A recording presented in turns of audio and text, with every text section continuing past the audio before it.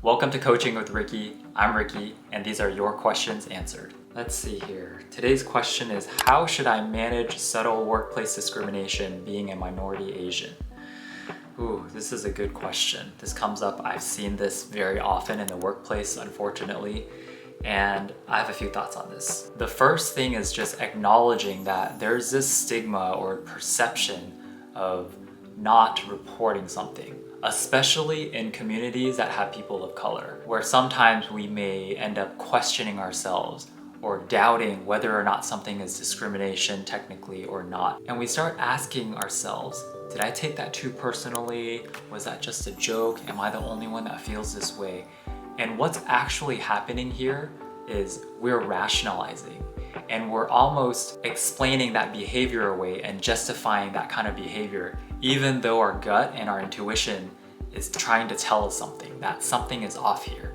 So my first thought is definitely to go through the channels that are available to us, especially in a workplace, by going to HR or talking to a trusted person that can guide you towards different processes set in place to help protect you and help provide support through situations like this. Because at the end of the day, that is the function of HR. Part of their role is to make sure that the workplace is healthy and that people feel supported and that there's psychological safety. And if that is jeopardized, then everything else crumbles. People will start being disengaged, people will stop caring, and it just creates chaos. So the first thought is to really think about what resources are available around you and what people like HR can be there to help guide you through something like this, because they are professionally equipped to help navigate through situations like this for you. And it's not a bad thing to report something or escalate something.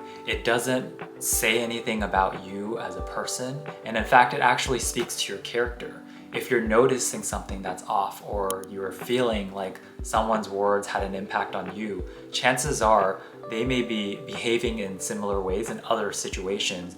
And if you imagine in other rooms that you may not be in, if someone were to have heard that and they felt super uncomfortable and maybe they didn't have a voice or they didn't feel as comfortable as you in raising your hand and reporting it, how would you feel about that person not being able to express their concern? Because when we let things go and when we start rationalizing too much, usually that enables the bad behavior to continue to perpetuate, and it becomes this festering toxicity that happens and it spreads across the entire team and entire company. And I've seen that time and time again when behaviors are not called out and when behaviors aren't highlighted to be escalated or to be investigated into.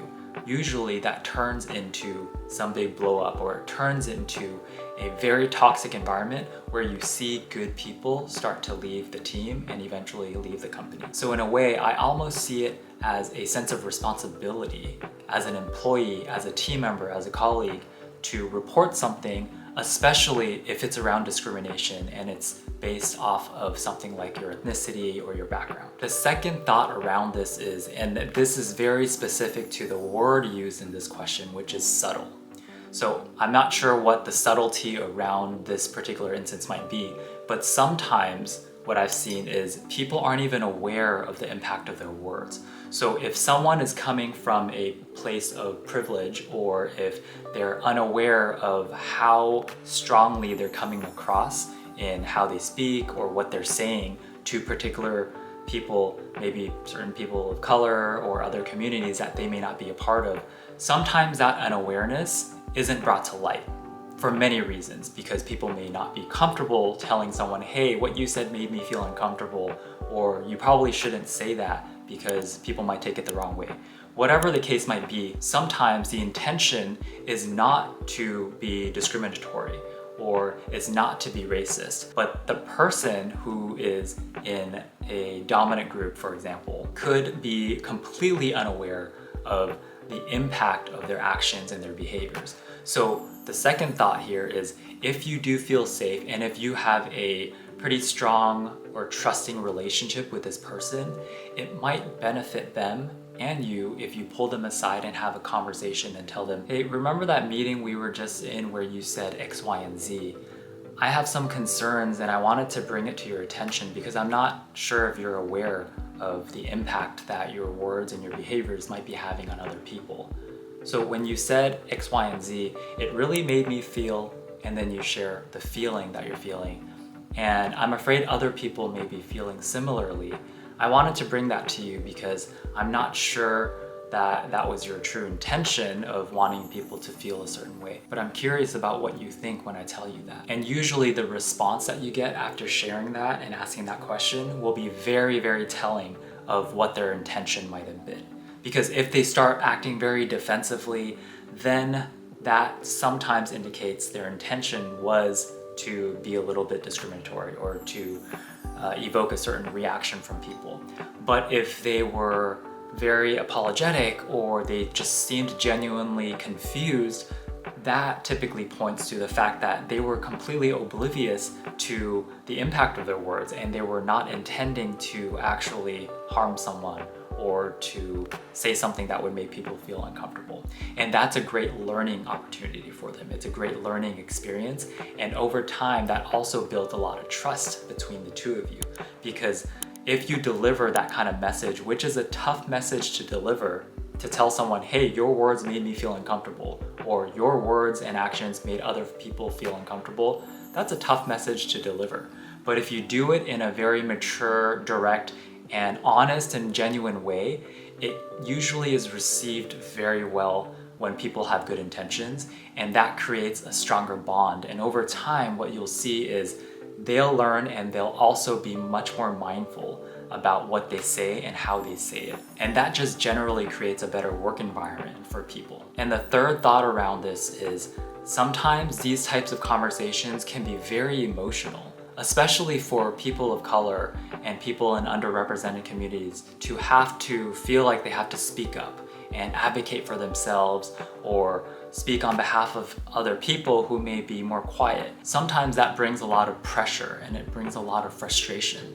So it's important to keep in mind that while we have all these emotions and we're feeling all these emotions, to make sure that you're in the right headspace to be having this kind of conversation. Because the worst thing you can do is just go in and be super emotional about it and not get your point across. I'm not saying that you can't be emotional. All I'm saying is it's more effective when you're able to focus on the facts in situations like this, coupled with the impact of that person's words or behaviors, because that is usually what drives change. So what focusing on the facts looks like is if you say something like, we were in that meeting and you said X, Y, and Z, and say exactly what they said. Use the same words that they used. Or you say, we were in that meeting or that conversation and you did A, B, and C, and state exactly what they did in terms of their behavior or their action. Because if you lead with your emotions and feelings to start off the conversation, that can automatically put up walls on both sides. And what that does is it doesn't create an environment where there's a learning opportunity, and it doesn't create openness for the other person to actually hear you and listen to what you're trying to say. Now, this is much easier said than done because studies have shown that usually when these conversations are taking place, the people in the dominant groups usually have it easier in terms of articulating or objectively talking about the actions and behaviors and impacts and things like that compared to people of color, because a lot of times there's so much emotion tied to the facts and tied to the situations that sometimes it's very hard to separate the two, which is why it leads me to my fourth thought is if you need the space, take the time that you need, maybe overnight, maybe a couple days, just to think through it, because time can help you sort through your emotions and sort through your thoughts in a much better way than if you were to act and react, especially in the moment, to a situation. So sometimes it's just taking a step back and saying, I felt this in this meeting and I need a night or two to really think about this because I want to drive change. I don't want to just come out and say, you're terrible and what you did was wrong, and that doesn't really drive anything. It's not very productive. Instead, you can take the time and space that you need to say, I'm going to sort through what I want to really, really articulate to this person because I believe that their intentions are in the right place. Of course, that's assuming that you do think their intentions are in the right place. If you are in fact dealing with someone who time and time again has shown that they're just not well intended and they say whatever they want, especially targeting people of color, then that's a completely different story, and you revert back to my number one thought, which is go through the appropriate channels, engage with your HR department. Another great question, and I'm looking forward to answering more in the future. Bye for now.